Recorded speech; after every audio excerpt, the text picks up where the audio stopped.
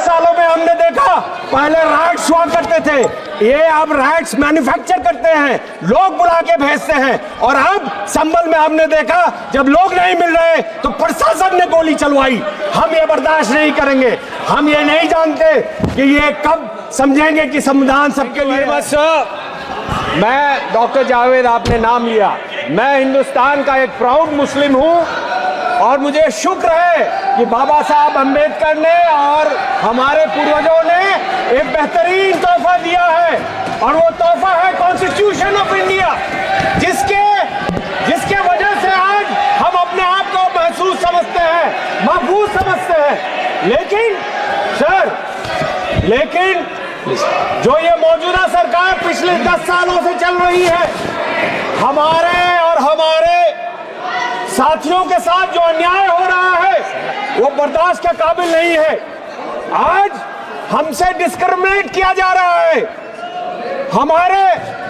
हमारे लोगों को पब्लिकली अब्यूज किया जा रहा है, हमारे साथ लिंचिंग की जा रही है, मारा जा रहा है, हमारे बुजुर्गों को दाढ़ी से नोचा जा रहा है, हमारे लोगों को नमाज पढ़ते हुए लात मारी जा रही है, हमारी जमीनों को छीनी जा रही है, हमारी दरगाहों पे कब्जा की जा रही है, हमारे बच्चों से एक ऐसा शब्द बुलवाना चाहते हैं जो नहीं बोलते, और नहीं बोलने के कारण उस पर अत्याचार होता है। ये आज का हिंदुस्तान है, इनके सामने इनके चलाते हुए, जिसका हम विरोध करते हैं। और सर वही नहीं, पिछले कुछ दिनों में 686 हेट स्पीचेस हुए। आपको जान के ताजुब होगा सर। किसको लात मारा आप बताइए, तथ्य दीजिए, किसको कहा लात मारा, तथ्य दीजिए। हम देंगे सर। नमाज पढ़ते वक्त दुनिया ने देखा, ताजुब है, आप छुप गए देखने के लिए। सर 686 हेट क्राइम्स हुए हैं, पिछले वारदात, लेकिन उनमें से हेट मॉन्गर्स के खिलाफ कुछ भी नहीं किया इस मौजूदा सरकार ने। और किसके खिलाफ कर रहे हैं कार्रवाई?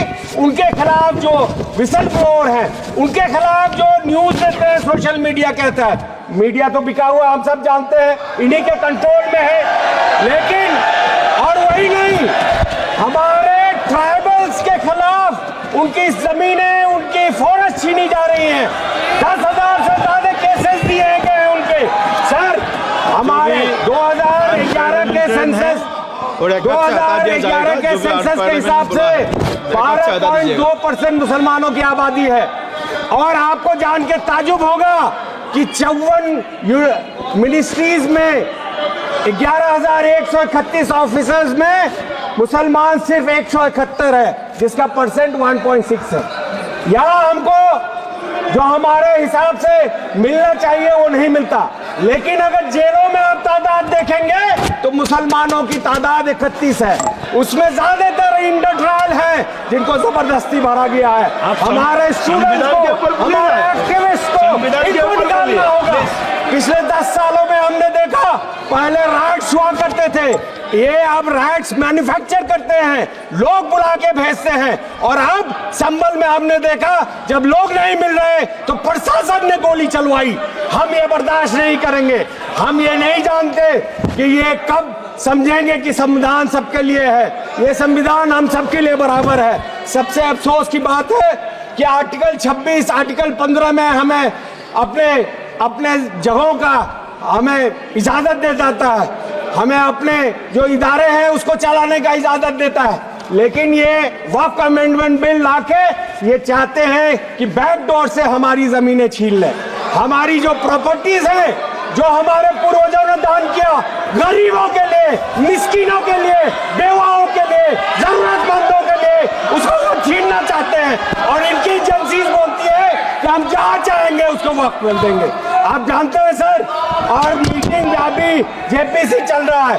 आपको जान के ताजुब होगा कि यहाँ पे नॉन स्टेक होल्डर्स को बुलाया जा रहा है। क्यों बुलाया जा रहा है उनको? क्या योगदान है उनका? सर यही नहीं, सबसे अफसोस की बात यह होती है जब आदरणीय प्रधानमंत्री जी कहते हैं सबका साथ, सबका विकास और सबका प्रयास। किशनगंज सर सबसे डिप्राइव्ड एरिया हिंदुस्तान का। हिंदुस्तान की जीडीपी $2600 है, और 5% लोगों का अगर इनकम हटा देंगे तो हमारी जीडीपी है 1100 per capita, sorry $1100 US, which is lower than the sub Saharan desert countries. और वहां पे बिहार का लाया जाए तो $750 है। तो आप अंदाजा लगाइए। और उसमें भी सबसे पिछड़ा इलाका है जो किशनगंज और सीमांचल है। पिछले 12 साल से मैं गुहार लगा रहा हूं। आदरणीय मंत्री एजुकेशन जी है, होम मिनिस्टर अमित शाह जी के पीछे बैठे हैं, पूछिए उनसे कितना दर्जनों बार हमने गुहार लगाई।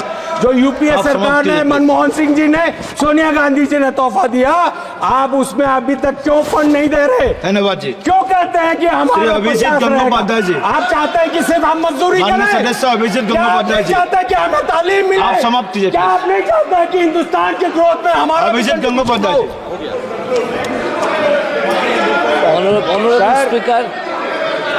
Honorable Speaker, आखिर में I have decided- आखिर में एक लाइन बोल के आपसे I have decided to talk sir in my mother एक लाइन tongue. बोलना चाहता हूँ। that is अरे Bengali. माइक दो यार, माइक नहीं है सर। सर आप कंटिन्यू करो। वो चलाते रहे हमारे आशियाने। Sir we are together in JPC. वो चलाते रहे हमारे आशियाने, हम बनाते रहेंगे मोहब्बत के तराने। जय हिंद। धन्यवाद। I have decided